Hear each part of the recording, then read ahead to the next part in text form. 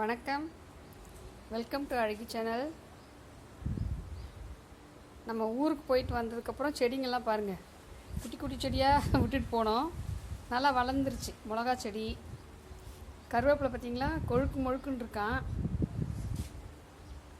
இந்த இங்கே பாருங்க, குட்டா இடம் இல்லை, அப்புறம் வச்சுட்டு போனால் தண்ணி ஊற்றுறதுக்கு ஆள் இல்லைன்னு சொல்லி வச்சுட்டு போனது அப்படியே மிளகா செடி ஃபுல்லாக வளர்ந்துருச்சுங்க.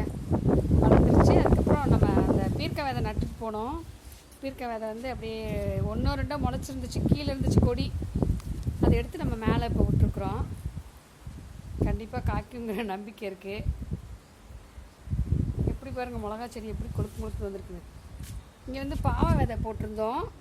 பாவக்காய் விதை 5 விதையோ இன்னும் நட்டுட்டு வந்தேன். அதில் ஒரு விதை தாங்க வந்திருக்கு.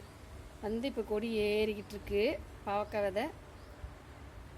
இது மிளகா செடி. இங்கே வருங்க, வானம் பார்த்த மிளகான்னு சொல்லுவாங்கள்ல, அதை வச்சுட்டு வந்தேன். வரும்போது பரவாயில்லைங்க, சூப்பராக ஒரு 2-3 காயே காய்ச்சிருக்கு. இதிலேருந்து எப்படியாவது விதை பிடிச்சி வச்சுக்கிறணும். அதுக்காக இது பத்திரமா வச்சுருக்கேன்.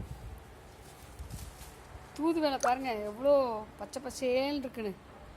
இங்கே பாருங்க, கட் பண்ணி விட்டுட்டு வந்தேன். வரும்போது நல்லா சூப்பராக பச்சை பசேல்னு வந்துருச்சுங்க.